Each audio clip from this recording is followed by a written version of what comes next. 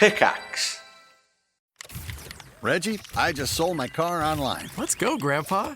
Wait, you did? Yep, on Carvana. Just put in the license plate, answered a few questions, got an offer in minutes. Easier than setting up that new digital picture frame.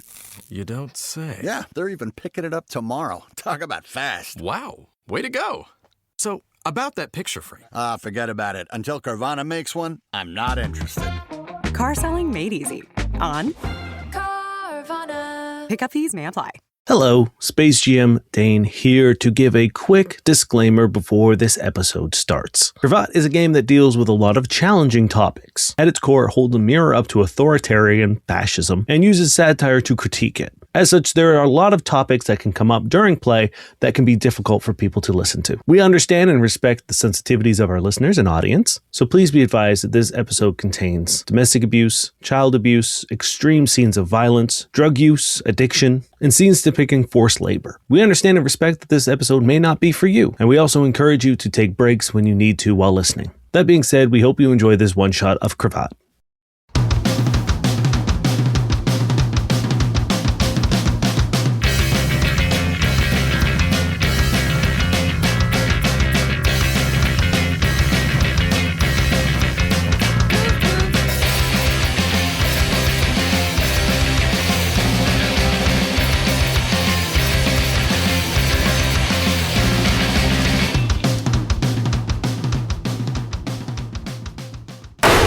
A heavy boot splits the wood as it kicks the door inwards.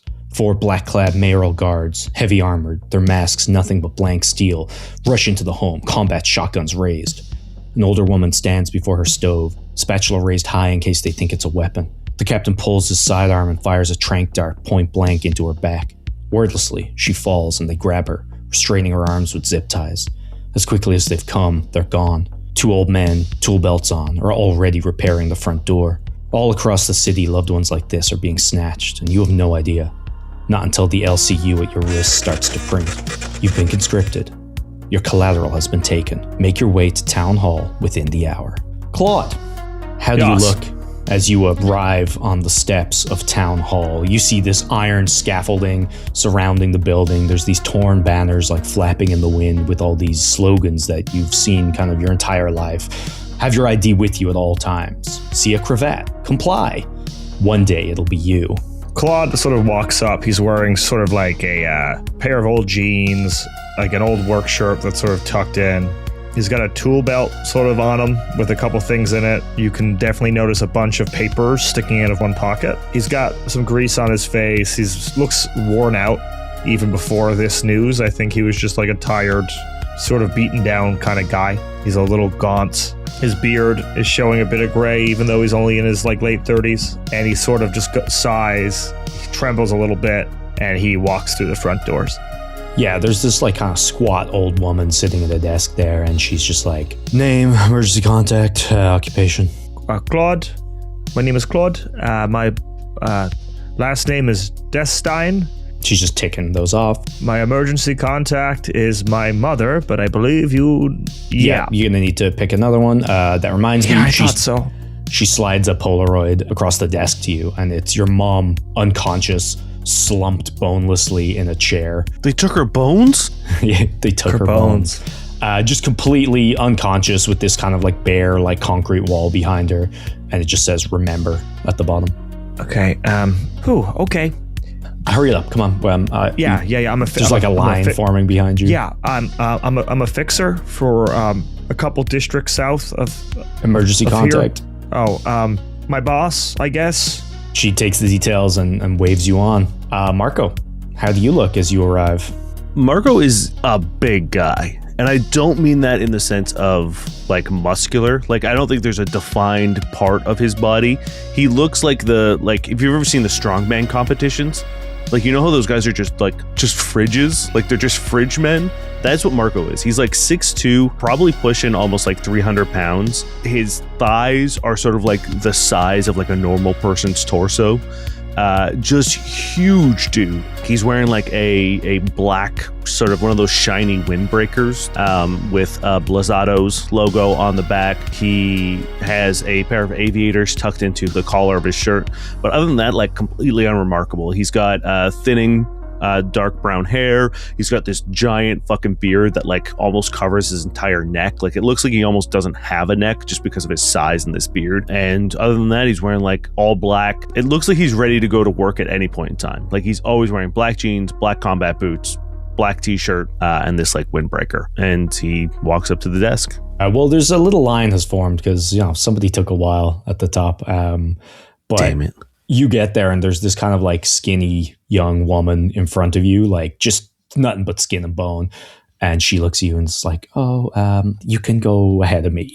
You were here first. You go first. Okay. She looks very scared, but she gets processed and then you go forward. Name, emergency contact, occupation. Marco, bouncer. And then I like reach into my pocket and like rummage through like all these like loose kind of damp papers. And I just grab one and I put it down, and it's a contact for someone who works at Blazzado's. Okay. She writes it down and she slides a Polaroid over. And who do they have on? Who's your old friend? It's a guy that like I don't even know if I know his name. We just call each other Senor, and like that's just what we call both. like that's just our names for each other. And he is an older gentleman, probably like late 60s, early 70s, of a man who owns the pet store down the street from me. And I frequent there. I have 3 cats, so I frequent there to get my cat food. But one day there were these like guys essentially trying to break and rob the place, and I just stopped them because like I needed food. It wasn't really necessarily a like goodness of my heart thing. It was just like, fuck off, man, like I need to feed my cats. So I just absolutely brutalized these 3 like guys trying to rob them, and ever since then we just kind of like became buddies, and our relationship is drinking beer and petting cats, man. Oh yeah. Well, you see there's like a hand coming in from off the side of this Polaroid, like propping his head up, and he's sitting on a chair with this blank concrete background, and it just says remember at the bottom, and they pass it to you and wave you down this hallway. And as you go, there's like a bunch of, you know, informational posters on the walls with the mascot Lenny KRAVAT talking about what, you know, they are. It's like this animated like red tie. Lenny KRAVAT? Yeah, Lenny KRAVAT. Sorry, Lenny KRAVAT. Okay, Yeah. good. Okay, I just wanted to make sure we're on the same page. Great. Listing, you know, the various rules of being conscripted, which is also unnecessary because at the end of this hall, you see this older man standing on this like kind of like concrete like slab of a stage, and he's reading them out, droning through the halls as you guys come forward. And he's just like, you are hereby reminded that your cooperation ensures the safety of your assigned collateral and the ongoing prosperity of the city. The following rules are to be followed until the end of service. All tasks issued by the Bureau will be executed promptly. Failure to comply in the designated time. And he's just going, and you know that if you inquire about your collateral, they will be murdered. If you try to look into the location of them, they will be murdered. You need to accept any task you're given, execute them promptly. But while you are a conscript, you are temporarily vested with all the privileges and exceptions afforded to civil officers. Conscript cooperation is strongly encouraged, while conscript interference and aggression towards each other is strictly forbidden. Personal rivalries, vendettas, or sentimental attachments are not grounds for deviation from assigned duties, and you have to return everything at the end. But you've heard this enough. You know people who've gone through service. Your mom, Claude, back in the day, she went through it, so she's told you the stories, and you've seen it firsthand because she saved you once before. But you funnel down this hall, and the room opens up. There's 42 seats in the middle of the room. There's a long table in front of this concrete slab with 42 red cravats. On the left side is a wall that I can only describe as a John Wick weapon wall with like knives, handguns, bats, axes, just kind of like in ascending order, all spread out beautifully across the wall. At the top, 4 rocket launchers have pride of place. To the right, looking like a confectionery store, like a candy store, there's these clear plastic tubs of every drug imaginable. There's pills, powders, little strips, syringes, you name it. You see people already grabbing guns, stuffing them in their waistbands, like hefting a bat carefully, taking their cravats, loading their pockets up with drugs. One guy's already just popping pills. Where do you go first? Claude's sort of in his notebook, and I think I'm sort of, before I even get up, I'm writing down exactly what I want, so I don't just look like an idiot waiting in line, being like, So he's looking at what's there, and he's sort of doing out like a plan. Awesome. I don't need to do that. I know exactly what the fuck I'm getting. I go over and grab a knife and put it into like a holster that I already have on the side of my hip, slide it in. I grab a hatchet. I kind of like swing them around for a second. I grab probably like a two-handed fire axe, but because I'm so big, it looks like a hatchet. I kind of like pause for a moment at all the firearms, and then I grab a sawed-off shotgun and then tuck that into a like little bag that I've got around my waist. Claude eventually does get up and he goes over and he grabs a revolver that he actually feels pretty comfortable with because he makes ammo mods and stuff. So like I feel like he quickly knows exactly what he's looking for, gets his ammo, looks at the melee weapons, hoping he never has to use it, but picks up a long sword just in case and throws it around like on his back, and then just picks up some odds and ends and the damn KRAVAT. Yeah, okay. Now you see the 4 rocket launchers go really quickly. And then somebody else goes over and tries to get one, and there's like a bit of a scuffle, and you hear the guy on the stage being like, if you want a rocket launcher, please take a ticket and wait your turn. And you see there's like a little like ticket pull thing in the corner, like when you're going to like a deli. Don't they know how many people die in rocket launcher related accidents during their service? Like do they not prepare? Like, have you ever fired a rocket launcher? Someone walking by, like already jittering with like white powder on his nose, like, not yet, man, but I can't fucking wait. He runs over. You have a chance to take a ticket if you would like. I'm good. I don't need a rocket launcher. Yeah, I don't need a rocket launcher. Fuck my whole bit. All right. You see everybody gets their KRAVATs, and there's just one remaining that nobody seems to have claimed. And then to the right of the room, any drugs you guys want to pick up? Yeah, I'll pick up my assorted stuff kind of thing. What assorted stuff, Claude? Well, I'm going to take a bunch of cocaine. All right. They've got these little I'm gonna baggies. take a bunch of cocaine. They have these little baggies with the Blazados logo on them. Is anything here boost smarts? Let's see. Adderall. I'm taking some crocodile. I'm taking some MDMA. And by taking, I mean I'm grabbing and not actually taking. I'm taking some PCP. You see about 60% of the people are already going straight in. Like there's a little like corner table that people are just like on, and like other people are like, oh, throw these in there too. And they're like crushing up the MDMA. Yeah, I think those are the ones that I want. I mostly just get a bunch of Adderall, I think. I'm just like, oh, good. Look, I don't need a doctor's prescription this time. I'm going to grab some salvia.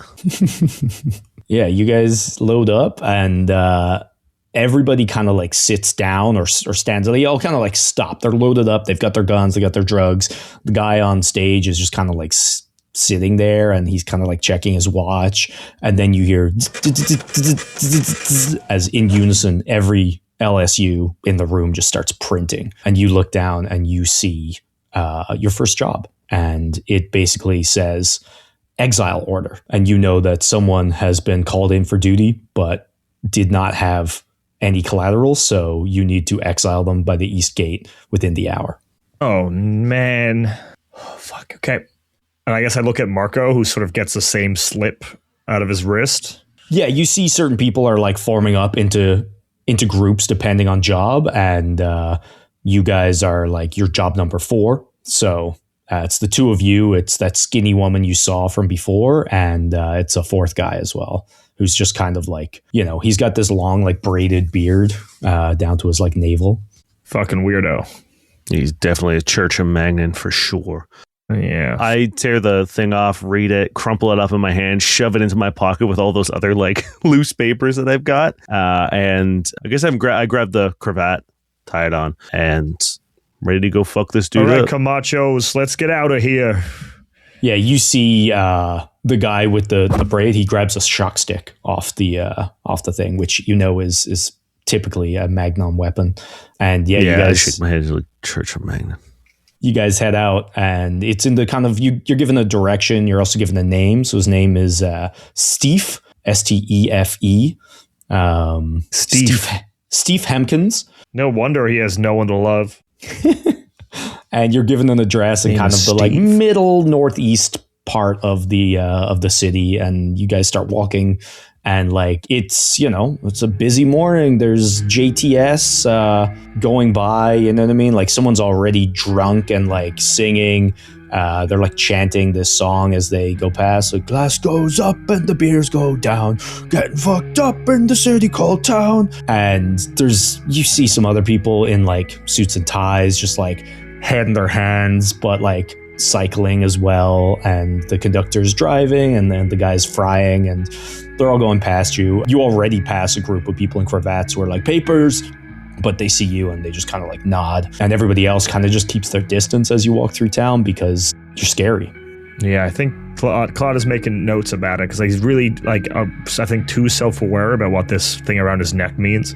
As you draw nearer to this area, and you see kind of like, it's like a nice enough part of town, you know what I mean? Like there are parts where it's just like these tenement buildings that kind of like tower into the sky, like these gray like tombstone looking buildings. But here there are actually some kind of like nicer, like say middle class homes, or what it passes for in Town City. As you kind of enter this square, and it's one of the buildings on the corner, you just hear, fellas, a moment of your time, please. And you see a guy in like a pinstriped suit, just smoking, leaning against the side of a building.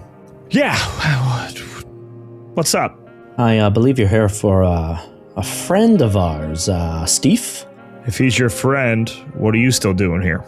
I just want to make sure he gets proper treatment. You know what I'm saying, boyos? Smoke? I'm good, thank you. Is this guy a blazado? No, but you get a pretty good idea based on the outfit that he's with the Landlords Guild. They've got these like I work for the reinforced... Landlords Guild. These like reinforced armored kind of like striped suits. Yeah, you recognize him, Claude, as one of their like enforcers, basically. Oh, no, what? Oh, he owes you money? No. Don't look. All I'm saying is, I want to make your lives easier. You want to make my life easier. This guy, we hear he's getting the boot. But I know how these things can go. He tries to run away. He tries to resist arrest. Maybe one of those big axes back of the skull. Oh, no. I'm just saying, think about it. Because he's that property getting exiled. You gotta, okay, what do you know about? You don't know nothing about no red tape. But what I'm saying is, if he leaves, I'm going to get that home eventually, right? But red tape's a bit of a bitch, and that property's been in their family for a long time. There's a process. With him dead, there's a far quicker process, is all I'm saying. You scratch our backs, Landlord Guild will scratch yours, all right? So just if he resists arrest, wink, you know what to do. If he makes it out of that city, I'm not going to be having a great day. Noted. He has an accident. You might be able to get me an address. I could probably get you an address. Yeah, okay. We know all the addresses. We own half of them. Just think about it. And I say think hard, because I don't want to have a bad day. You hear? He throws a cigarette on the ground and stamps it out and starts walking away. And the guy with the braided beard is like, already getting the perks. Hell yes. Magnon has put us on this path. We are on the right line. And he goes, zzz, and like shocks his spark staff. And the woman looks kind of uncomfortable. She's just like, I think we just let him go. Like, he hasn't done nothing wrong. He's having a bad time anyway. He's got no one to love, you know? Well, on the plus side, no one to miss him. Let's go. And I think Claude just puts his sunglasses back on, puts his hand on his revolver, and just keeps on going. Sure. You guys get to the door. How are you approaching this? Marco? Yeah, I'm going to look at the small woman and I say, I'm going to see if does she have any weapons? Did she take any weapons? Yeah, she took like a small pistol and a small knife. I look at her and I say, you ever stab someone or shoot someone? No. Do you want to? No. Wait in the hall then. And I'm going to kick the door open. Sure, give me a strength roll. Let's say it's a 10, because you're good at this and it's just a normal door. Hell yeah. Okay, cool. That's a 17. Yeah, the door just like Captain America style just like flies off its hinges and down the hallway. Yeah, most people aim for like the where the latch is, like where the bolt is. I aim on the opposite side where the hinges are and take the fucking hinges out. Yeah, it flies in and you see it narrowly miss. This guy in like kind of like a baggy like tracksuit. He's holding a cup of tea and he looks up at you guys and goes, "Oh, there's been a mistake, I promise," and starts running towards the back of the house. Steffi? Steve! What was it? Steve? It's Steve! Steve, stop with your hands up. He's at the back door just like jiggling it. There's been a misunderstanding. I've got a collateral. You just gotta let me go see her. I'll clear this all up. Fire. All right. I gotta roll the hit, I guess. It's a 15 on the dice because I have 0. So yeah. So he takes D2 damage, and I need him to roll a toughness save. So you're not using your revolver? I am. I'm using a special bullet, baby. Oh, okay. He's actually pretty tough. You rolled a 15. Shit, he's okay. He just takes 2 damage as this bullet comes flying out of the gun and like punches him in the face. It looks like he stumbles. He almost goes down, but then he's able to like stay up and start jiggling the door after he takes the 2 damage. So he takes 2 damage? Yeah, like you see this rocks his shit. Like he's bleary, but like the jolt almost like cracks the lock. Like it jolts his hand and he pulls the lock and like bursts through the door and he starts running out. Shit. Marco sighs and just starts like a bull in a china shop, just like head down running towards the end there. I'll go the back way, and I sort of go back out the front door and cut around the side of the building. Yeah, which one do you want to go with you, Marco? Shockstick or the woman? I want the woman to stay in the hallway. If she's not going to do anything, she's just going to get in the way. Yeah, I'll take Shockstick. Yeah, Shockstick's going to run with you, Claude. As you bust out, and you, for a second, you can't see him, but then you just see these frantic eyes looking over the shoulder of somebody on a JTS that's passing by as he's jumped in and is pedaling frantically. Stop! I'm going to run and try to get in front of the JTS and just like big meat hands just like down on the fucking... Is it like a 6-seater or a... It's a 12-seater, one of the big and ones? It's full, so they're going pretty fast, but... okay, never mind. You can still try. Yeah, fuck it. I'm going to try and get and like push down on the front bumper so that the back wheels lift up off the ground. I'll need an agility check to outpace this because, he got out there a little bit ahead of you and there's 12 people pedaling. Okay, let's see what happens. Nope, that's a 7. Yeah, you start running after this thing, but not only is it going fast and he had a head start, but like you're a pretty big guy, so I don't think... Yeah, I'm not a fast man. Yeah, but you do see his face just light up in terror as he sees the biggest man ever just coming after him. Claude. I don't know. Is there anyone like coming by on like a bicycle or something? There's a bunch of JTS going by. Give it to me! Roll me a D12. Claude is sort of just like, I guess, leaning into this nonsense a little bit more than he is comfortable with. I don't have a D12. Where the fuck is my D12? Or I could do it. I'll do it. Okay, it's an 8-person JTS that's coming by. Stop! And there's one empty seat. I jump into the empty seat. Sure, yeah. I'll roll an agility, I guess. I'll let you jump in. That's reasonable. Okay. I jump in. Everyone, I guess, sees the cravat on my neck. Yeah, for sure. What do you say? They're all pedaling. You see like one guy's just like flipping burgers in the middle. Follow the one ahead of us. The other 9 people just please? As you detour, they were going to take a left and you go right and you start going after them. Marco's just ahead of you. You're pretty much catching up. The guy with the shock stick is running after you and he's like, don't forget to kill him. Do I know with my alliance with the Blazados, could I use a contact and be like, I want JTS, number 42 to stop? Yeah, for sure. You could also probably know the cook and or the conductor on the JTS. Like, would I be able to LCU them? Sure, yeah. Or even yell out, Well, I want to like get the drop on them. I want them to not realize that it's going to like stop. You could LCU like Blazado's like home base. Yeah, cool. I'm going to do that and just say conscripted need JTS 42 to stop. I don't think I said all right, please. And you're burning a contact? I'm going to burn a contact, yeah. Yeah, as you're going, you see one of the conductors is pouring a beer and he kind of like stops, looks at his wrist and then just like pulls this brake and like one of the burgers goes flying off the grill. Everybody's like, hey, and the guy's like, oh shit. And he starts to like disengage and jump off and start to try to run. You're pretty much up on him now if you'd like to do something. Yeah. I promise, man. Just ask Annalise. Just ask her. I think I'm just going to hit this guy with an axe. Jesus Christ. Okay. It's funny because I was so worried that Ryan was just going to execute this random person in the back. And then he didn't. And I was relieved. But now you're hitting with an axe. So I'm back to not being relieved. I mean, like, look, it's the option are like, if I do my duty, he's going to get sent out into the wasteland and die slowly. And we get nothing for it. I have a list of names that I need. I don't know where they live, and I want to know where they live. Everything is zero sum, but this is the way I get something out of it. What I actually, you know what I'd like to do? I would like to grab them by like the neck and drag them into an alley so that like I don't traumatize a shit ton of people on the street. The kind option. Yeah, give me a strength. That's a natural 20. Yeah, you easily, like he's a toy. Just pick him up, carry him in. Pick him up and throw him. Just like by the neck like a puppy. Just like... Yeah, he just goes flying into the alley and he's just like, come on, man.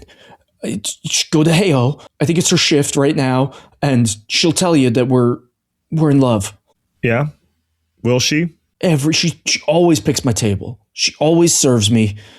She smiles at me all day, man. I'm sorry, Steffi? Steve, man. It's not that hard.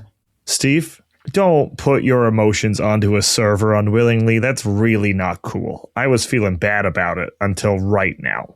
She smiles at me, man. Oh. Come on, Camacho.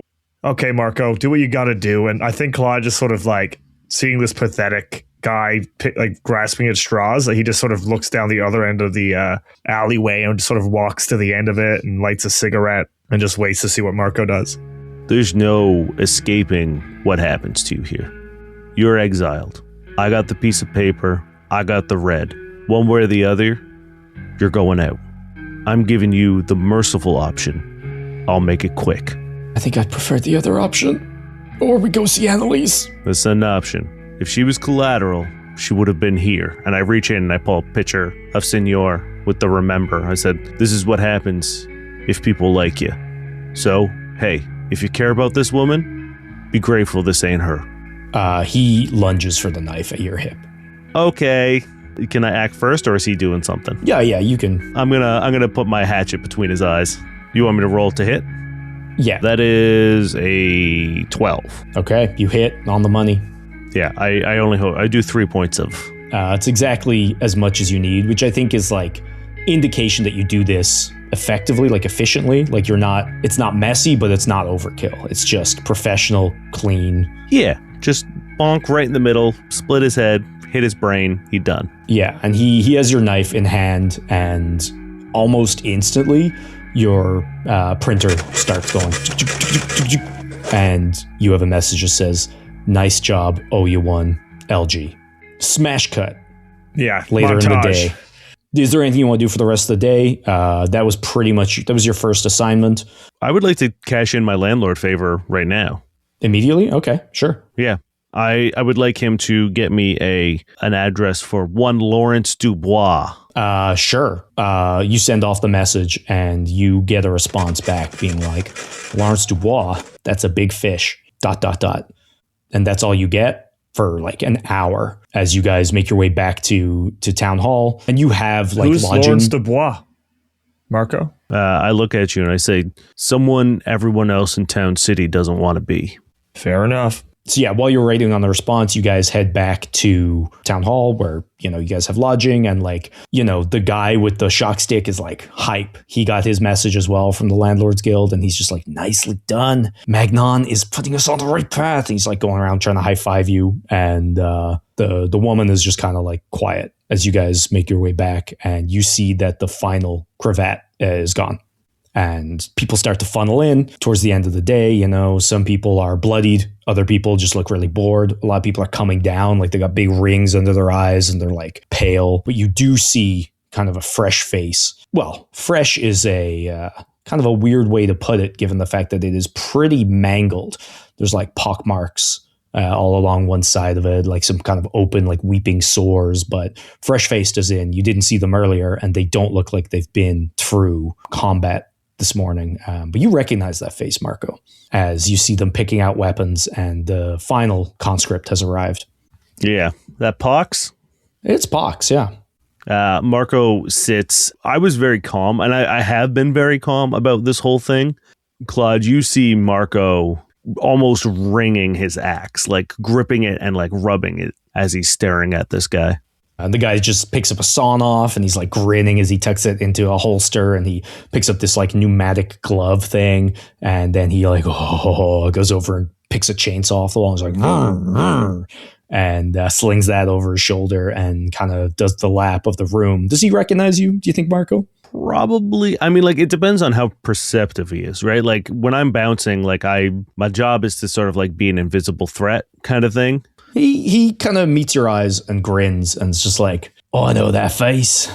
Friend of yours, Marco? I whisper over to you and I say, for all the trouble that Lawrence Dubois is in, that man is in much worse. Oh, shit. As you're saying that, your printer starts to print and you get a message that says, Secret YCC Lab, Smug Belt, running the place. Hey, Marco. Yep. We should go get a drink. Okay. Yeah, you guys, where are you heading? I think we just go to, like, I don't know. Blazados. Okay, we'll go to Blazados. We'll go to Blazados. Blazado's extra gourmet around the corner. Actually, I have a ticket for 2 for a reservation at Hey O. Yeah, you know, that's kind of like the Landlord Guild, like, front, like, head office. You know, deep in the back rooms is where they make the big decisions there. But yeah, you walk in and, like, you don't even need the ticket today because they see you come and then they're like, with our gratitude, and they usher you to a table in the corner. Marco, I'm just going to get straight to the point. I think we both have things that we want to accomplish with this conscription that might have nothing to do with this conscription. It's the only point of wearing the red. I think we can help each other out. You and I get a couple things done without Shockstick, and we didn't even get her name, did we? That's pretty rude. Something tells me his name isn't Shockstick, so... He did not question it once, though, which is a bit bizarre. I agree. He's eager and reckless, and she's scared and useless. I've got a place I need to hit. Sooner the better. Someone I gotta get out of a bad situation. Sure. I remind you that, and I put the paper where we got our, like, notice, or our next job, and be like, these are to be executed promptly. I think we have to finish something quick and then move on to our personal ideas before we get another job. So finish something, and there's usually a little bit of downtime in between jobs, and then we sort of act on what we're trying to get done. I'm also really good at making accidents happen. I saw the way you looked at Pox. Yeah. Technically, we can't do anything to him, these 2 weeks straight up, but maybe he gets assigned a job that's just over his head. Maybe he throws his rocket launcher. He has one of those accidents we talked about. As long as this piece of shit is wiped off the face of the earth, I will sleep easier. It doesn't have to me to be the one who pull the trigger or swing the axe, but I would very much like it to be. If he's laying face down by the end of the day, I'm happy. All right. I feel like a roast chicken has appeared on the table, and I'm sort of eating into a big old roast chicken. I don't know why. Okay, so tomorrow we do the first task that comes in, and then we can go visit the address you've got, or we can hit my spot, whatever you prefer. Now, Ryan, have you requested information? No, I'm gonna now use my information to see if I can make sure that this YCC lab is the one I'm looking for. Your printer starts to tick almost instantly, and it says, can't find their name. What is the name that you're looking for, by the way? Oh, the kid's name is Fieri Little Snout. It comes in saying, can't find Fieri Little Snout. Name not on any registers. Means only one thing. Not in normal lab. Then the next message says, secret lab in Smogbelt, ? All right, Marco. I think it's going to be a long night. Puts on my sunglasses. Almost immediately, your printers start going again, and you have a new job. You are on papers patrol, where you have to walk around in a certain area around town hall and check pedestrians for papers. Okay, looks like it is going to be a long night. We go to the town hall and start harassing citizens. I'm a profile people, but like people who look like dirtbag, like the people who I used to see bringing in people at the clinic. Like I'm a bouncer. I'm very good at like reading people. I think that's going to be my thing. It's like I'm going to try to like get people who I think should be gotten. At any point, do you tell Claude why you're after these men? Just because I realize if people haven't listened to the session 0, they may not know. While we're like just checking papers and just like, doing our job, I say, I don't know what your business is with a kid, but if it's for this reason I hope it is, then I don't think ideologically we're too different. I used to bounce at the CMC clinic, making sure people don't get rowdy or they can pay their bills. And I would see repeat customers bringing in their wives, their kids, their husbands, and I knew why they were there, and it wasn't the accidents they said they were. They were the reason that these people were getting hurt. And now that I've got the red, I would like them to understand what it's like to be brutalized by someone that you can't defend against. I was a member of the Youth Chamber of Commerce, had all the world in front of me, all the hopes and dreams. And then, I don't know, the pressure got to me, sort of crashed out, burnt out, didn't hit my quota, and you know what happens when you don't make a mark. I was taken, locked up, chained up, taking vapor from a tit and putting drugs into baggies night after night after night. I got lucky. My ma, she got conscripted. She didn't give a shit about what else she had to do. She found where I was, came in guns a-blazing, did what she had to do, and I was free. A friend of my ma, her son, ended up in the same situation. So I said if I ever got the red, I was gonna, you hear me, Camacho? I was gonna do the right thing, right? I was gonna do the right thing. I think it's the right thing. Yeah, we'll make it work. Papers, Camacho! While you're checking papers and talking, you do get another update, and it's 0.2 of a credit awarded pending review because you didn't exile, they did get killed, so they will be looking into it to see, are you shirking your duty? Was there a personal thing here, or will it be fine? And while you're doing this, a few other groups kind of come by, and you hear, papers, please. And he like shoves them to the ground and starts slapping them, even though they have it right in their hand. And then he's just like, it's all right. And he like steps on them and says, yeah, I see him. Go on, get out of here. And he just kind of like laughs. I got my hand on my sawed off. I'm not doing anything. I'm going to go up to Pox and, hey, I didn't get the chance to introduce myself earlier. Oh, yeah, Pox. Claude, good to meet you. Sort of reach out and shake his hand, and as I go to shake it, I trip a little bit, and I sort of fall into him for a hot second. He pushes you off like pretty aggressive. He's like, Jesus, what you on, mate? Nothing yet. Ha ha. Well, get with the picture. Have a good night. I want to roll a presence, I guess, to put one of my tracking bullets in his pocket, or like sort of tuck it into the lining of his jacket. Sure, that'd be agility for stealth. Agility? Cool. Yeah.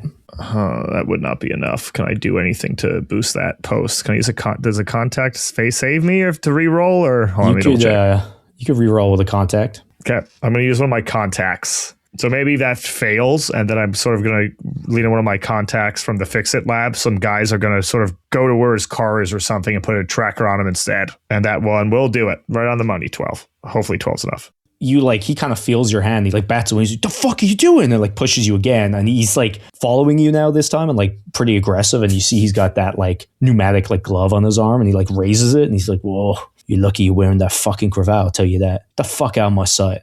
Sorry, I'm a clumsy guy. Yeah, you'd be more clumsy when you're missing half your head. He's a real piece of work. I just put like me in between the two of you. Oh, big guys get involved now. What is this? Yeah, it's fine, Marco. It's fine. We're cool. We're chill. I'll drop you just as easily, mate. Go do your job. Always do my job, mate. Always gets done. What about you? Didn't you get fired? Where's your new job? I haven't seen you around the CMC lately. I'm still going. Yeah. He winks at you. Yeah, I'm just sweating buckets trying not to fucking down this guy, but I don't do anything. My restraint is better.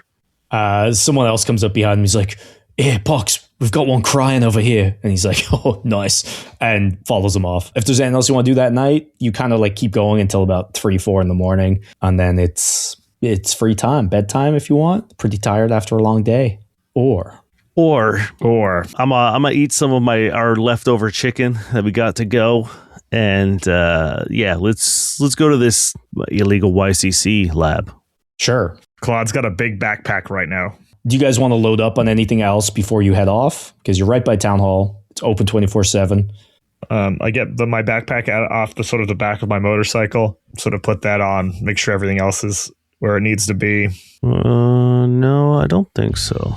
All right. So yeah, you guys, you're kind of like the middle east of town. So you head south over one of the bridges of the river that runs through the middle of the town, and back past Heyo and down towards the Smog Belt, which is this old industrial zone that, for whatever reason, had a disaster that like crumbled and like sank beneath the city, and there's now just like this caved in jumble of like buildings and old factories and roads, and like there's all these crazy rumors of like humanoid creatures that like explode down there, and like strange monsters, and pretty much the only person who goes down there are like prospectors, who are these like what people commonly hail as like crazy people who delve the ruins of the smog belt, like looking for valuables and looking for various things, and half of them don't come back alive, and the ones that do come back scarred.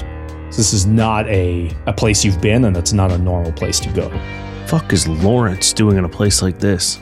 Well, you know Lawrence was one of the few successful YCCs. So before he hit the age of 14, he made it big and went on to become like a successful, well-connected like businessman. So if the YCC have something going on down there, it makes sense that he would be involved.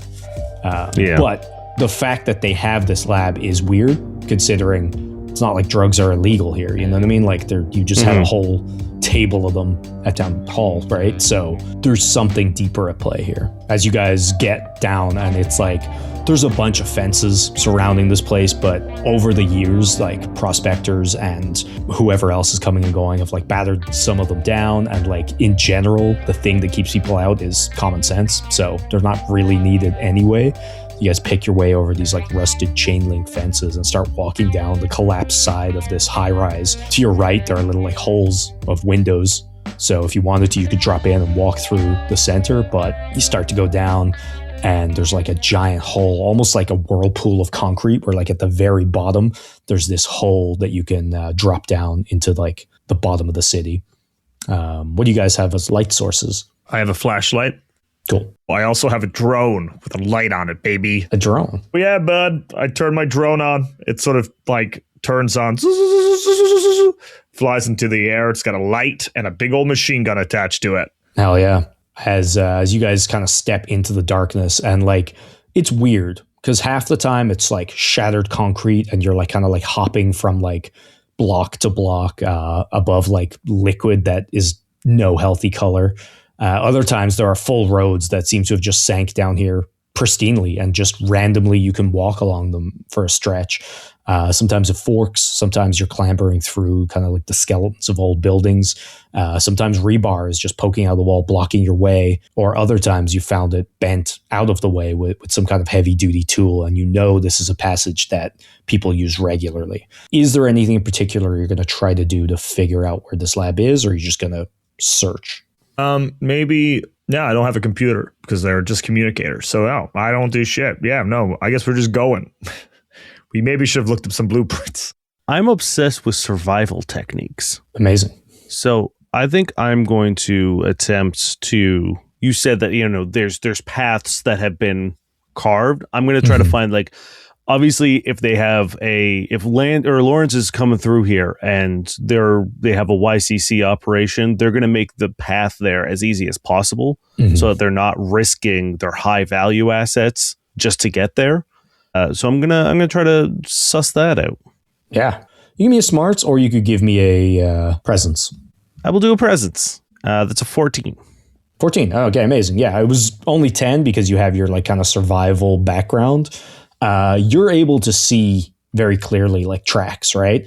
And there's like the heavy boots that you know are probably prospectors. And then there's occasional like tracks, like kind of like scrape, like carts have come through, which you know could be YCC transporting drugs, or it could be, prospectors pulling out artifacts. But then you see pretty distinct tracks because they're small, children's feet, and they start to lead you north, deeper into the city. Before too long, you hear and like cling, cling, as you kind of enter into this like open, like the roof seems to open up. So you have about 20 foot of like distance between you and the concrete ahead. But there are these kind of like fallen buildings and like shattered rubble that create like a barrier in front of you. So you don't really know what's past it, but you do hear kind of this moaning and like clinking. So I'm just trying to visualize this, where there's a 20-foot gap, but then there's a wall. You've come out into a big room, basically. So like the roof is 20 feet. So instead of it being these tunnels, you've come out into this large area, but in front of you is kind of almost like a mound of rubble that like blocks visibility further in, but you do hear. We hear this spooky zombie noise. We don't see a way out? We'd have to kind of crawl over this rubble wall? Yeah, seems like it, if you want to progress. Yeah, I am going to look at you and say, can you do anything with that drone? Like send it over the wall See if there's anything over there for us. Yeah. I sort of take out a little feed and I send the drone up and I check to see what it sees. Yeah, you see this like person standing in the darkness, and it's almost like a jump scare as like your flashlight goes over it and all of a sudden it's just like there. It was standing in complete pitch black, and it looks like humanoid, not human, in that its skin is like a tinge of green and it's like strangely bloated, but there's this like collar around its neck and a chain connecting it down to the ground. Give me a presence. You can both do it if you're looking at this screen. That's a natural 1. Okay, yeah, it's just I got a dirty 20. Okay. You notice that the collar seems strange. It's like bladed on the inside. How long is the chain? About like 6 feet. And can we see a way out?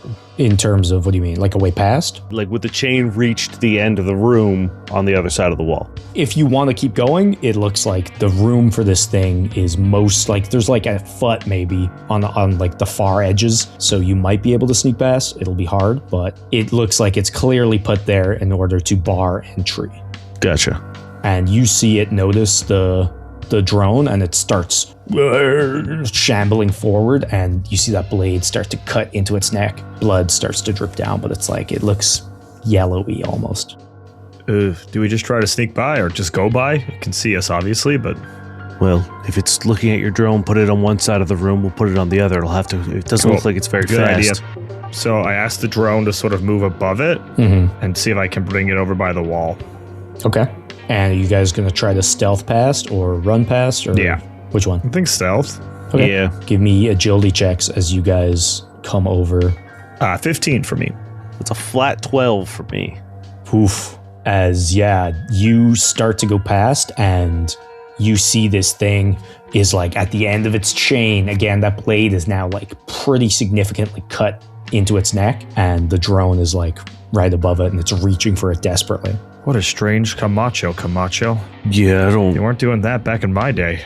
And ahead of you, you see a door. Cool. Can we get there safely with our rolls? You're past this thing, yeah, and Great. Cool. it's just like you just follows. hear as it slowly like tries to push towards this drone. A drone follows you? Okay. It starts to follow the drone, and it is now, I guess, can see you and is continuing to strain, maybe even a little bit harder now. Yeah, I feel bad for this thing, but... Not the time. I don't think... Yeah, we don't know how close we are to this lab. If we get into a fight with this thing, it's just alerting them that we're coming. So... Yeah. What are you doing? We're going to keep following those tracks, those little kid footprints. Yeah, it leads right to this door. We're going through that door. Okay.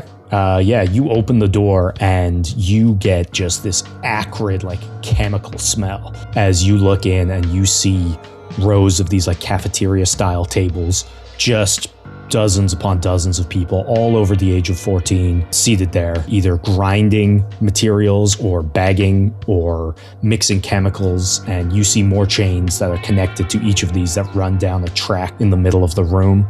There's a walkway, and you see kind of like these children that you recognize as YCC members, kind of like loitering, vaping. They're all armed with these rapiers, and they're just kind of like chilling up top. And at the far end of the room, you see this gigantic robot. And it has MTHR spray painted across its chest. And you see that one arm is like this chain gun, and the other arm is just like a series of metallic whips, almost like a cat of nine tails. And studded in the middle of its chest, like nipples on a dog, are these vape rigs. And even as you watch, you hear like bzzz, and like you see all the chains go slack, and everybody like eagerly kind of gets off the table and shuffles up the room, pulling their chain up the track in the middle, and they reach over and they put their mouths around these vapes on the robot's chest, and they huff, and you kind of get the smell of blue raspberry, and then someone shouts and they all go back and take their seat again. Marco, I would like you to meet Mother.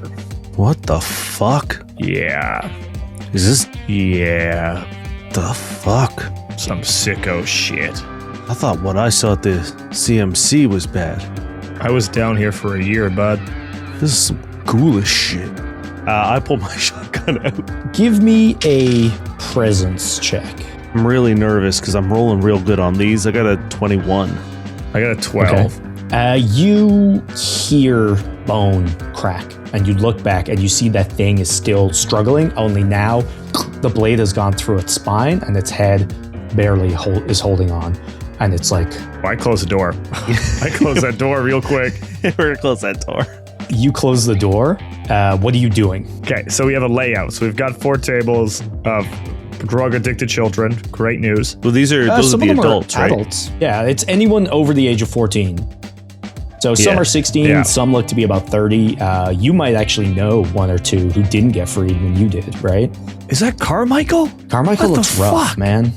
He's like in his mid-30s. And then there's like a catwalk of like, I guess like overseers kind of thing above us. Yeah, a catwalk of these children surrounding, like it surrounds the room, so it's all on the perimeter walls. At the far end is this robot, and then there's like these long, like almost like a school cafeteria where you have all these people sitting down. I will say also with your big presence, you do notice that one of the things that seem to be really prevalent, there's also drugs everywhere. Like there's piles of cocaine in the corner and there's like pills, but a significant amount of real estate seems to be these yellow crystals that people are grinding, and you see them put them in little bags with the Church of Magnan symbol on them. And some cult shit. Are you acting in this moment or are you lingering? Okay, so we're on sort of, are we at this catwalk level or are we at the base level? You're at the base level. Cool, and we're still hidden right now? No one's looking your way right now. Are there stairs up to the catwalk that we can see? Yeah, you would have to go out and like into the main room, but then there are stairs on either side. So once you do that, it'll be like Stealth City if you want to stay undetected. Does there seem to be, is there like an office at the far end or like anywhere that like management would be? Yeah, there looks like there's a door at the far end of the catwalk. You don't know what's back there. So we got to get up regardless of where we're going. I take out my photo of Fieri something snout, whatever I said. Long snout, short snout? Long snout. I believe little snout. Little snout. If I look to see if he's in this room. Yeah, you can see him. He's over to the right. I point that out to Marco and be like, that kid, no bueno. Okay, Camacho?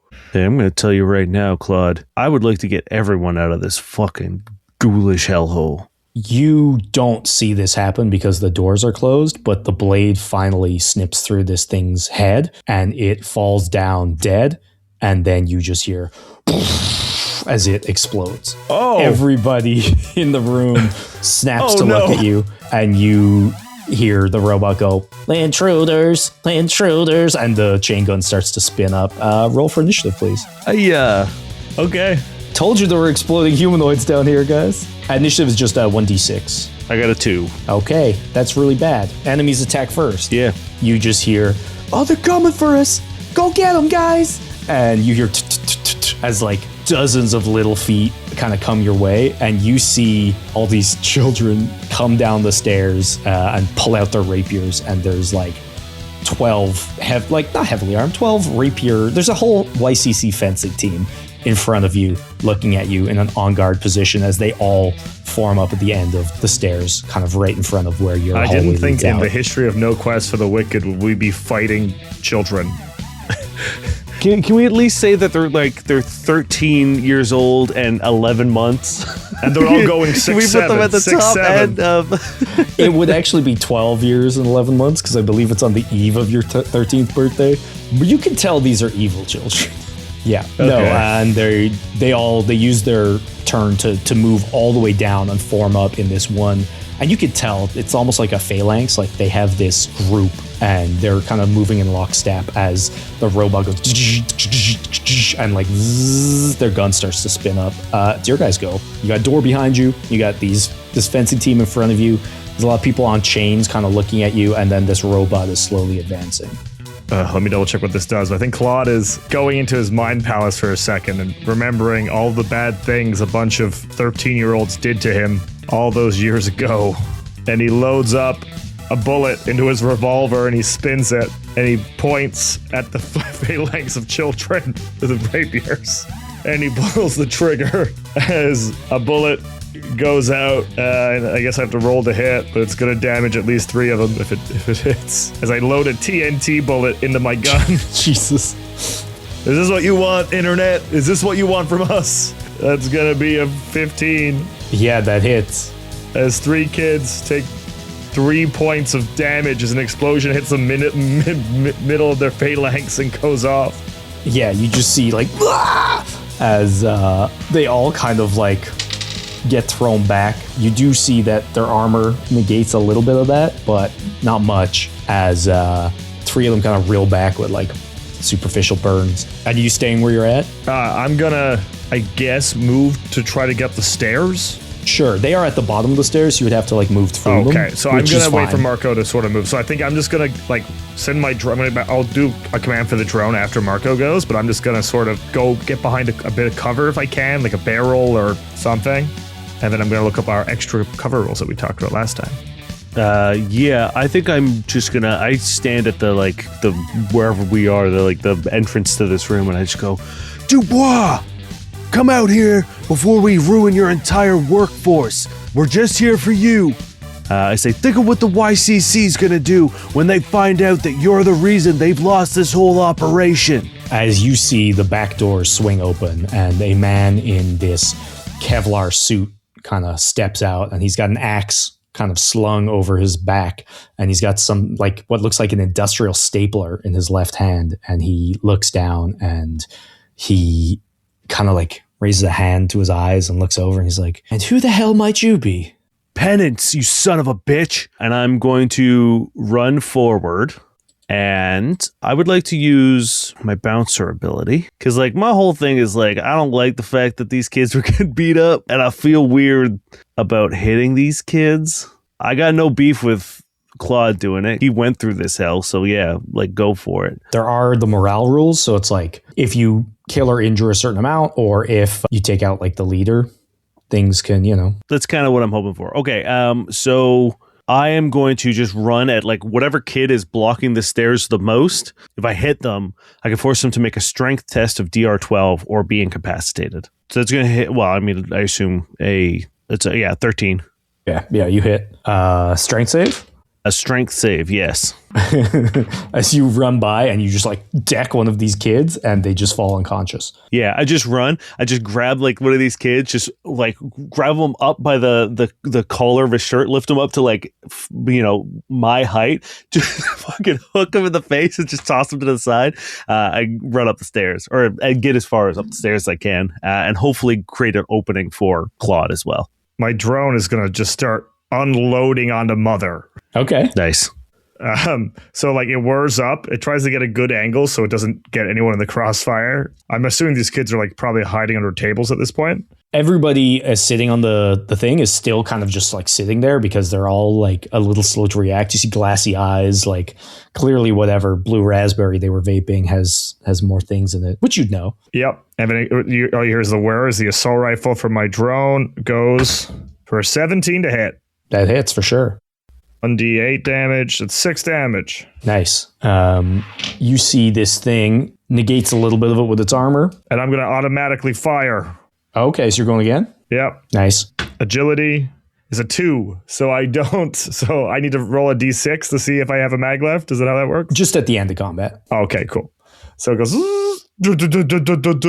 and it tries to go again, but I think it's a little bit too slow to get another round in.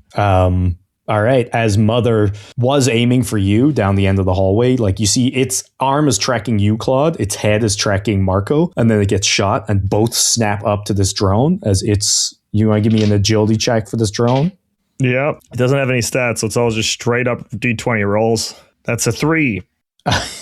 And I rolled a 3 on my armor dice that takes no damage. Incredible. Yeah, as it just like sparks shatter off and it just like deflects these. Don't worry, I made sure mine was better. I will say, in game, you guys see this Gatling like absolutely tear into the walls, and you know it is no joke of a weapon. Out of game, you know it does a D20 of damage. Just to what put the does a fear in D20 of damage? This gun. This horrible fucking nipple monster that Niall has created. As you see the 3 kids that were kind of like blown up, I'm going to roll morale checks because 3 of them lost. They have a third of their health left. So one kid grits his teeth and stays. Another kid grits his teeth and stays. And they're all really brave kids. All of them are good as they kind of come through en masse and they do a synchronized jab at you, Claude. Okay. Give me that agility. That's a 7. Any context you want to use, or are you just going to roll with that? I'm gonna roll with that, I guess. So you take a hit, see what happens. All right. You take 6 points of damage as these synchronized thrusts. I roll my Kevlar. That's 4, so just 2, thank God. You're lucky. So like they come in with the rapiers. Claude's wearing like his like Kevlar vest, sort of jumps back, they sort of get him right in the middle. And it probably would have like pierced an organ, but luckily it got him, but he's just bleeding out a hole on his Kevlar vest. Yeah, usually their tactic is they just surround you and absolutely pincushion you. The fact that they're kind of wedged into this hallway is hampering them a little bit. You see Lawrence Dubois walks towards you very casually, and he swings his axe like fast as a viper at you. Axe fight. Oh, I have to do agility, right? I was like, and then what happens? I was so ready for you to keep weaving your story now. It's a 18. 18? Damn. How do you get out of the way? He's going for your head. Like he's just fully expects to end this in one blow. I slide my axe out of the little loop on my thing, and we're just axe fighting, like a sword fight. But I swing my axe and catch his. You meet his axe. The head of my axe. Yeah, and I just pull it to the side. As you're doing that, you feel a sharp pain in your side, and you hear as he staples you right in the side, which he doesn't need to roll for. It's just free damage. 1 point of damage. Now, your armor will, of course, negate that, but because he is a named character, you will take that 1 point still. I've altered the optional rules. I'm not going to make you guys take one off the fencing team, for example, but I will make you take it off bosses. So Mother and Lawrence, unfortunately. And then as your guys go. Deal with these I'm kids, going to start slashing these kids as I draw my long sword. If you want, we can just say when they fall down, they aren't dead. That'd be nice. That'd be so I was going to say, nice. I don't want to take this from your character, because I feel like your character has some rage against the YCC. You know, I get I'll mar some children. I'll cut a limb off. Agility to hit because I'm using a long sword. That's a 6. I'm just trying to get distance, I think. So I'm just spreading my sword around, trying to get them to back off a little bit. You try to swing down and 6 different rapiers just shing and catch it before it hits them. Do you have a ranged? I do. I have my revolver. So my revolver, I think I aim up at Lawrence Dubois while I'm fighting off these children, and I'm going to fire at him from down below. Hell yeah. That was a 15, Niall. That definitely hits. A D8, and I ignore 1 point of armor reduction. Yeah, as you see, axe block, staple to the ribs, step back, and then you just shoot them. Boom, 5 points of damage as the revolver sounds off in this warehouse. Damn. And you ignore 1 point? Yeah, 1 point of damage reduction. All right, so 3 still goes through as you see he just kind of staggers and he looks down at you and he's just get them! Marco. Okay.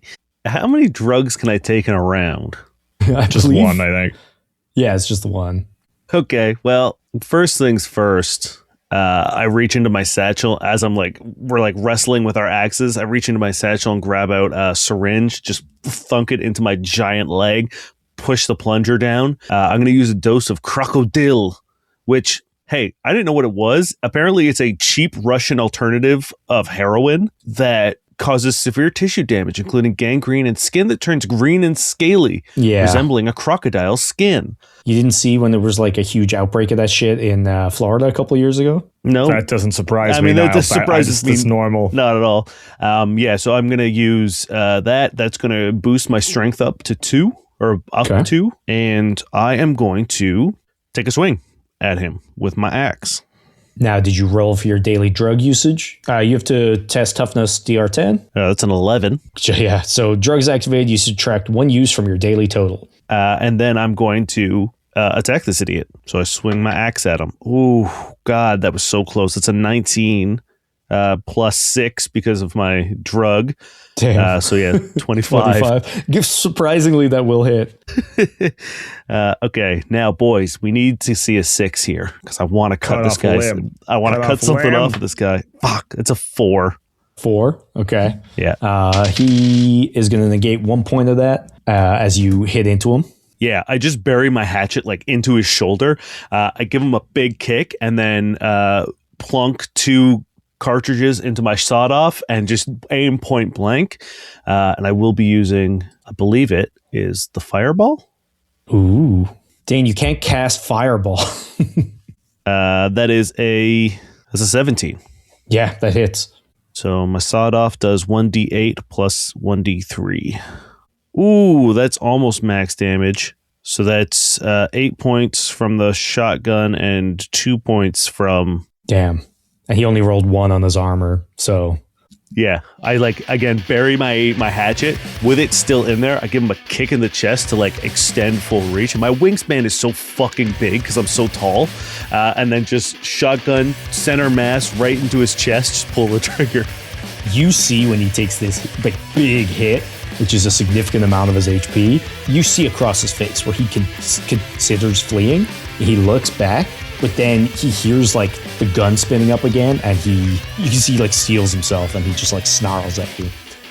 Drone. It's gonna move a little bit to try to get the machine gun a little bit away from us if it follows it, and is gonna shoot the assault rifle again for a 19 on the die. Jesus, yeah, you guys are rolling well. 1 point of damage. 1 point of damage? Well, you're lucky because they rolled real high on their armor, but they will take 1. As again, just ding, ding, ding, ding, ding, and it just one bullet seems to go through it like a joint. It hits the nipple. Cool, I'm going to try to automatic and failing as it tries the whirl. I really thought I had it set to automatic. As again, zzz, mother spins up. Roll me the agility. 7. Okay, it gets hit for 13 points of damage. I rolled a 2. It has 12 health. It's down to 1 HP as this thing gets lit up. Hey, I'd rather this drone get lit up than us. This barrage of bullets it's burned through. You can see cherry red hot armor where just this stream of bullets has weakened your drone so much that now you see bullets pierce through and hit the roof behind it. It's sputtering, it's smoking, it's flying, and she will try to auto fire. That's a nat 1. You are lucky that the auto fire does not go through. As these kids move forward again and they try to stab you once more, give me agility. That's going to be a 14. 14, yeah. As you're able to get out of the way as all these rapiers just how do you do it? They have little arms. I think I'm just using my long sword to keep some reach. As Dubois goes, up here, to me. And 6 of them detach from the group and run up behind you, Marco. They're going to stab for you. Okay. That's another 19. Damn. How do you get out of the way? I literally just, as they're coming back, I literally just swing my shotgun around so that it's like a butt, like a baseball bat, and just take a big swing at them just to get them to back off. Yeah. And it's back to your guys' go. Oh, no, sorry. Dubois then, while you're distracted, is going to seize the opportunity to come in with an axe. That's not going to do it. That's a 9. Okay. And it's a D6, right? Fuck, he's got an axe. Is that a 6? It's a 6. Do you want me to roll on the table or do you want to roll on the table? Well, you have to do a tough check. Oh, shit. True. Yeah, I get a tough. I both want you to succeed and want you to fail. That's a natural 20. Oh my God. I'm going to roll to see where he would have cut through just to satisfy our bloodlust. Just so we know how this goes down. He hits you right in the chest. I don't know how you could lose a chest, but he hits you right in the chest and it's almost sinking in. And then with that 20, how do you negate this? I think I catch, I holster my shotgun for a quick second and just catch it as it's buried into my chest, it's just stopping it from going all the way through. But you do take 6 points of damage. That's 4, so I only take 2. Awesome. But then you take another 2 more as stepping back he hits you with the stapler. And the stapler doesn't get negated by armor? It does. So just another 1. Okay, cool. Oh man, imagine you just cut your arm off. That would have been sick. All right, Claude and Marco. I guess I'm swording a child. No, I miss again. That's just a 15 to hit. A 5 to hit. Ours 15 will definitely, yeah. Even with the reduced numbers, you see again, shing, they've got this down. They're in this formation. They're just completely negating your attempts. They're all trained swords people, and they've just got that, they're kids. They woke up, they're not hungover, they're not tired. But yeah, they completely block. I'm going to cast my own fireball at Dubois. Yeah. Dubois is looking rough. That was a natural 20, baby. Let's go. Yes. How do crits work? What do I get? You both take his armor down a tier as you destroy it, and you do double damage. As I do 10 points of damage, as this, I aim up there at the rafters. I look down and see what he's done to this place and how he's still keeping this bullshit alive. And I happily squeeze the trigger. He had 5 points left. And it just goes into his head, and his head explodes in a fireball as blood splatters on all the kids. Did they get morale bonused? I just rolled a 6, and they needed to hit an 8 or above as the kids all scatter. Oh shit! And they just start fucking running out into the smog belt. Mother, however, I know, my drone's gonna shoot Mother. No, that's a 7. I feel like this robot has rolled 7. He hit just 7s. No, and I guess you still haven't gone yet, Marco, have you? No. All right, Marco, you see Dubois smile smugly as he gets in that hit. The two decent hits on you. There's 6 kids behind you. He smiles that smile that you've seen him smile before at the CMC, where he knows he's untouchable. He knows that even in this situation, he's going to get out fine. And then a second later, that smug face explodes, and he falls dead to the ground in front of you. You hear scampering of little feet as all the kids are like, "Oh, fuck this, man!" And they just start running. There is still a gigantic robot in the middle of the floor. What are you doing? Is it connected to anything? No, it is autonomous. Okay. Then I think I can use contacts to do a crit, right? Is that? Or You no, can I use can roll max contacts damage. to roll max damage. Okay. What I'm going to try to do, the Gatling gun is one arm. Mm-hmm. Cool. I'm going to I take my axe, I run, I grab Dubois, I put my hand down Dubois' shirt and lift him up like a fucking shield, like his headless corpse. I'm going to get on the railing and jump down on Mother with my axe. Hell yeah. I have a +6, that's a 14. Yeah, you hit. Cool. I'm going to use a contact to do maximum damage. Oh, which shit. would be a 6. Amazing. How are you flavoring this? Which contact and how? I have a guy at Blazzado's who has some designer drugs, and you can mix it into any drug that you have. You can add this little powder or whatever into it, and it sort of elevates the effects. So once I got my conscription notice, I hit up him and I mixed it into my crocodile. Amazing. Do you want me to roll? Do you want to roll? I think you should roll. I'm gonna roll on the table. No, yeah, toughness check. We need a toughness check. Oh, true. Thank you. Yeah. Oh, it's an 11. So it fails. God damn, I wasn't sure if it was 10 or not. It's 12, baby. Okay. All right, what am I looking for? I will say, if you chop off the head, you can kill this thing. Okay. If you're looking for arm, it'll be a 7 or a 9 or an 8. 7, 9, 8, or 1. Okay. I'll also give you 10 for hand. Okay. It's a 3. An ear. You The most useless thing on a robot. you cleave off one of its antennae on the side of its head, and you see it sparking inside. That was 6, right? 6 damage, yep. All right. As it negates 3. All right. As this, and do you want to take a shot as well? Yeah, I might as well. No, that's not going to do it. That's only a 10. A 10? Okay. Yeah. As you try to shoot it and it just ping off its armor. Claude, you get a printout and you look at it and it's down here that signal is spotty because, every now and then you've been walking through, it's been cutting in and cutting out. So you don't know when this is sent, but you see reinforcements needed in the smog belt. YCC under attack. Shit. Yep, I'm going to fire a bullet in the Mother. All right. That's going to be 14. Yeah, you hit. 5 points of damage. And then 1 ignores, right? Yeah, 1 ignores. Okay. And then I'm going to run up and long sword it, I guess. At the 3. 3, yeah. 3 will, again, just blink off the armor as this thing is going to, or I guess it is drone turn, right? Damn, the drone's still going? Drone has 1 Drone's HP still somehow. going. That's 19 on the dice. Jesus, Let's go, drone. 1 point of damage. 1 point goes through. Gonna try to automatically fire. It does it. 18 on the dice. Nice. Can the drone take this Come home? on. 5 points of damage as it just goes. This drone is the MVP. 1 is negated. And I'm gonna try to go again. You see that Mother is sparking, stuttering. Yeah, the third one doesn't do it, but the drone on its last legs, barely flying in the air, just starts pelting Mother from the side. It was going to turn its attention on you guys, but with that last round, Once more, it fixes its Gatling gun on this flying drone and it starts to fire. Battle bots. Give me an agility. 3. It takes 19 points of damage.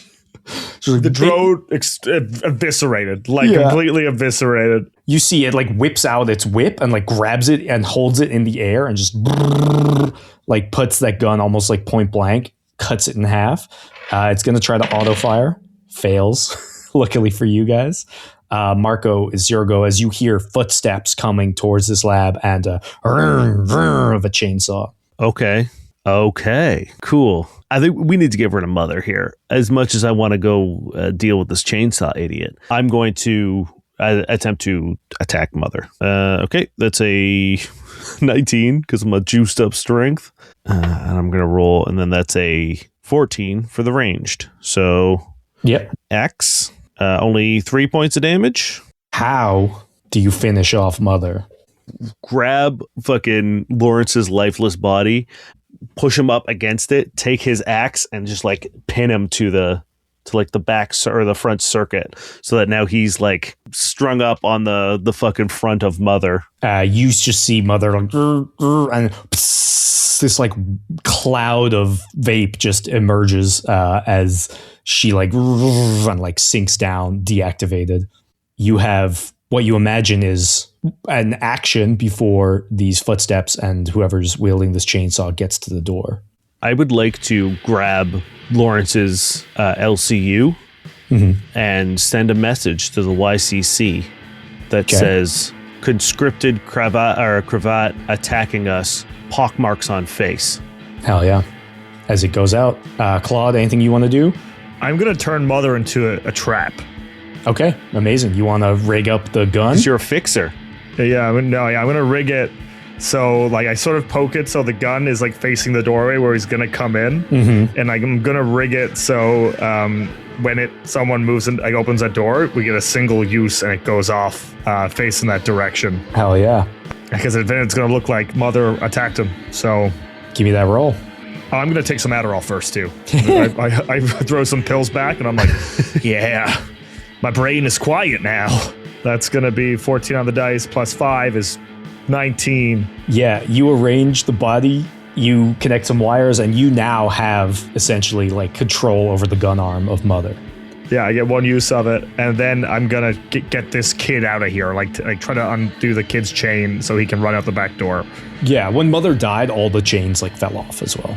Cool. I just say, back way. Yeah, you see them all like kind of start stumbling and like some of them go and like scoop up some coke and sniff it, and then they're like, you could see them clearing, and then the coked up ones are like helping the other ones, and they're all just going out the back as the front door. What lessons we're learning on this episode of No Quest for the Wicked? Yeah. When there's like a drug accident, like a drug lab accident, you should always do your cocaine first. Yes. So that you could help the next person. That's the thing. If you do their coke, it's not helpful if you... Exactly. Right? Yeah. Yeah, all the coke bags fall out of the roof on little strings like an airplane. Yeah, as the door bursts open and you see Pox standing there, big old grin on his face, weeping sores, this chainsaw in one hand. I look at him and I say, this is payback, asshole. And I look at Claude and I say, Camacho? As the gun goes off and starts shooting towards Pox. Give me a roll to hit. That's a 17 on the dice. Jesus, yeah. As he starts to get riddled with bullets, roll me a d20. Yes. I use a contact to roll max damage. To use the trap. So my contact was my old YCC like connections. Like someone else got out and they sent me the schematics for Mother, for like the Mother unit. So I've had time to plan this out if I ever got my hands on one. So as I set up the trap, I tweak the machine gun. I find a flaw in the plans that I'm given and I fix the flaw. So now the machine gun works perfectly as Pox opens the door and an absolute torrent of lead rips through whoever's in this doorway. Yeah, you see Pox and the guy with the braided beard just turn to liquid. Just absolutely liquefied as they open this door, and then everything falls silent. Because he definitely could not survive that. Yeah, if I was at full health, I would have a chance to survive that with a 1 HP if I rolled max on my armor. Yeah. Part of me was like, should I throw this against you guys? Is it mean? And I was like, fuck it. Let's go. And it's so fun. Did admirably. Okay, well, I guess now, Marco, we have to set the scene. Hey, I don't know what to tell you, but I think the scene is set. I sent a message out to the YCC from Lawrence's LCU saying that a man with pockmarks was attacking the lab, and Mother just liquefied him. Took care of it as it went down. Yeah. Yeah. You guys just leaving, or anything you want to do before you go? Well, I think we're gonna go claim our reward for doing the job. Yeah. Yeah. As you guys make it back to the surface, and do you bring the cravats with you, or the head, or anything? Yeah, we take the cravats. We take as much evidence as we think we need. Yeah, amazing. As you make your way back to town hall, and they're not surprised when you put the head down on the desk, because they've gotten information that you guys don't know about. Of course, Dubois messaged them, and you are given half a credit there and then from that. So between your first job, your second job, and this, you're up at like 0.85 for credit, which is pretty good for day one. And you now have 2 weeks to get to that last 0.2, or see what else you can do in this city before your power runs out. I look at Marco and I give him a fist bump and I say, I think I'd be okay with paper duty for the last week. How do you feel, Marco? I could do papers. Although I reach into my pocket and I pull out like all those like slips of paper. I find Lawrence Dubois, throw him in the garbage. Find Pox, throw him in the garbage. And then I've got like a mix of like contacts with like numbers for people for jobs. And then I have other ones that are just names. And there's one last name that I have in my pocket, and it just says Kyle. And I turn it around and I just say, one more on my list. Well, we may as well finish the job. We cut to a heavyset man stomping down the stairs, making himself a bowl of Blazado's best oatmeal in the morning. Dawn is just creeping above the horizon of town city, and for most people, it's been a pretty peaceful night. There's a knock on the door, and he kind of grumbles, "Maureen, get that, would you?" But Maureen's already gone to work. He just forgot, and he gets up, sighing, vowing to make it a problem for her later, and opens the door to see two haggard, bleeding men with red ties around their necks. And he recognizes one of them. Oh, fuck.